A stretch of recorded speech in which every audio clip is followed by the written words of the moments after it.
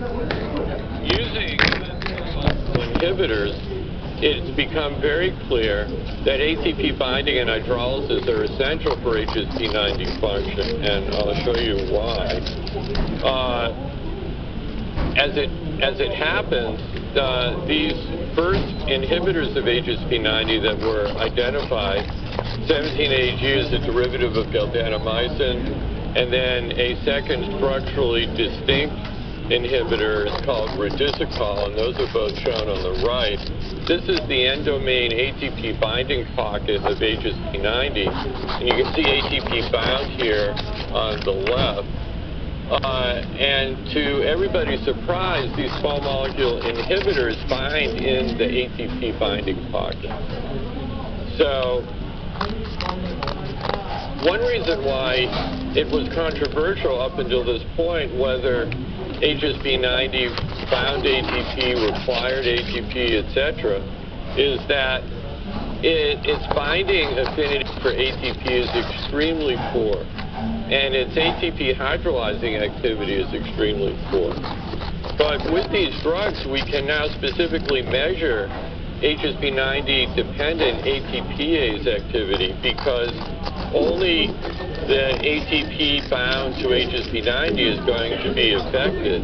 So contaminating proteins and preparations like kinases, etc., with much higher ATPase activity are not going to be inhibited by these drugs. And you can see the very small amount of ATPase activity coming from HSP90 is fully inhibited by these agents.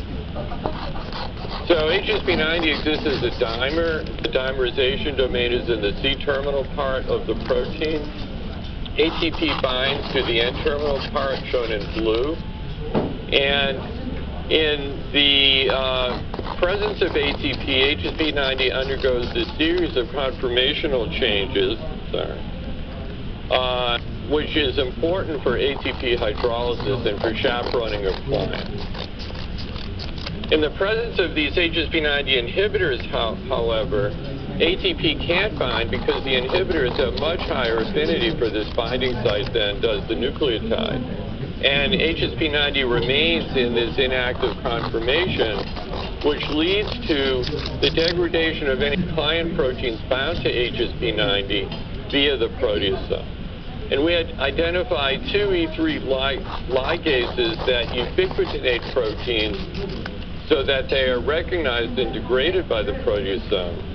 Both CHIP and COLIN5 actually associate with HSP90 and are responsible for ubiquitinating clients that are not allowed to proceed through a chaperone cycle because HSP90 inhibitors are blocking it. So development of HSP90 inhibitors picked up quite dramatically after we reported the first one in 1994. And you can just see here over the last 25 years or so how many HSP90 inhibitors have been developed. And all of the ones shown here have been evaluated in clinical trials. The little red top to the panel on the right-hand side is a special case of an HSP90 inhibitor that I'll get to in the last part of the talk. But suffice it to say that a lot of HSP90 inhibitors have gone into clinical trial, and yet no inhibitor has yet been approved by the FDA as having any single-agent activity.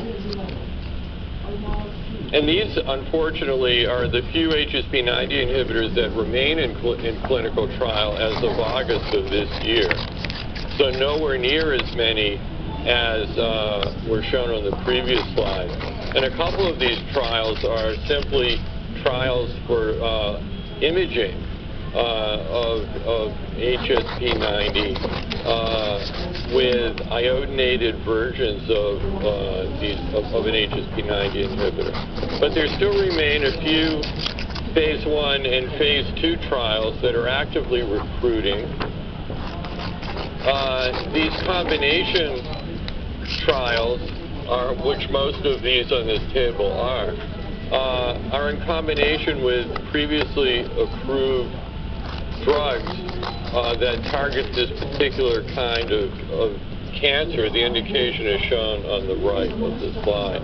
And so you can see that now most of the clinical trials are not so much focusing on HSP90 as a single agent, which we would have suggested from the beginning was not the way to develop this drug. It's best used in combination because what the radiation experiment showed a long time ago was that we can affect the robustness of a cell exposed to something else when we put in an HSP90 inhibitor. So a lot of the agents used in combination are kinases, but not all of them are. These trials are open, and it's hopeful that we'll see some interesting results. These are primarily phase 2s. There are some phase 1s also included. So about 6 years ago, interest was increased that perhaps we could develop an HSP90 inhibitor for clinical use, and in part based on this study in HER2-positive breast cancers, where patients who had been treated with the antibody to HER2, Herceptin, initially respond and then stop responding, and so everybody was progressing on the antibody alone.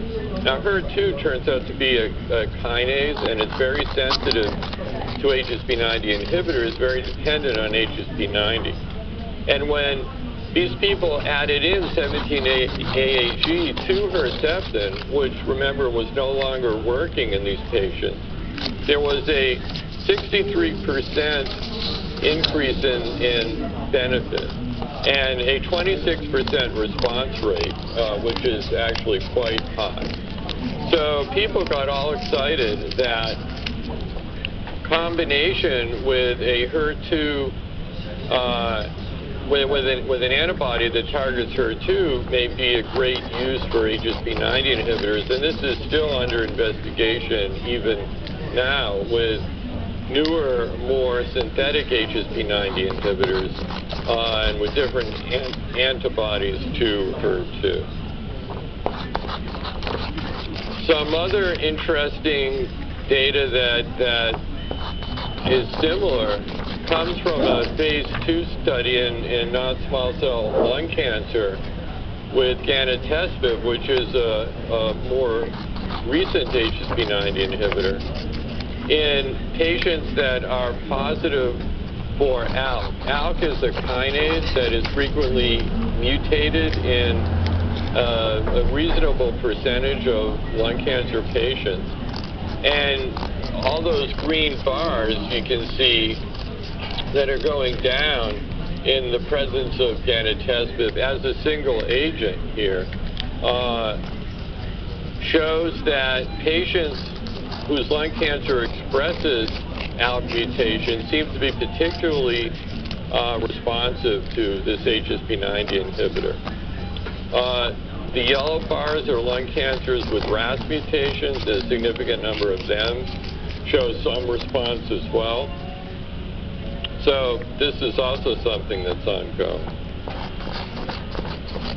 Some anecdotal evidence of single-agent activity of gantenerumab in ALK-positive lung cancer is shown here.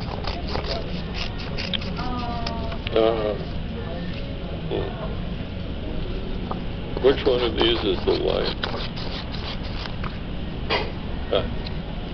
So this is circling the tumor before treatment with the HSP90 inhibitor. And you see this patient, first of all, has stage 4 lung cancer, which is very advanced, received crizotinib, which is an ALK inhibitor, for 1 year and progressed on that, and then enrolled in this trial looking at gantenerumab. And you can see that these tumors, which were no longer responsive to an ALK inhibitor, nonetheless are shrinking after 3 doses of the HSP90 inhibitor. So there are trials underway right now combining ALK inhibitors with HSP90 inhibitors as opposed to just looking at HSP90 as a target after the patient stops responding to the ALK inhibitor. Here's another example in a lung cancer with a BRAF mutation. BRAF is also a client of HSP90. This patient received a lot of chemotherapy as well as targeted agents, including a proteasome inhibitor, and at this point was not responding to anything. But after 4 cycles of HSP90 inhibitors, this lesion went from this size to this size. And the duration was for more than a year. So there are definitely hints of activity, even single agent activity. But we're asking these HSP90 inhibitors to now cause regression of tumors that have stopped responding to everything else that's been tried. And after they develop resistance to each of these treatments, they get more and more aggressive. And this is a very high bar for any agent to cross, including an HSP90 inhibitor. This is a triple-negative breast cancer. Again, receiving a lot of treatment and showing what happens after 3.5 months, after 4 months of genotestin. So, there's a lot of anecdotal data suggesting that HSP90 inhibitors should work in cancer. Why haven't any been approved yet? So we started looking at other things that HSP90 inhibitors might do that might be counteractive of their anti-tumor activity. And one of the things that we and others have found is that HSP90 inhibitors seem to potentiate the heat shock response by activating the master transcription factor of the heat shock response, HSF1, which is activated by the same kinds of stresses that HSP90 looks for. And that's because HSP90 itself is the transcriptional target of HSF1, as is another molecular chaperone, HSP70. So what we're showing here in a Western blot in a cell line is that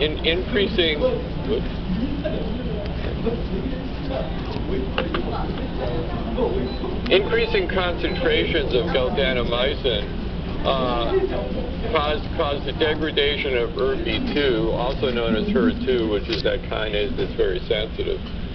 But at the same time, they cause an increase in HSP70, which is indicative of this induction of the heat shock response mediated by HSF1. And you'll notice it's only the heat-inducible HSP70 in the red box at the bottom, not the constitutively expressed HSC70, whose levels are going up, suggesting this really is a transcriptional effect that's mediated by HSF1.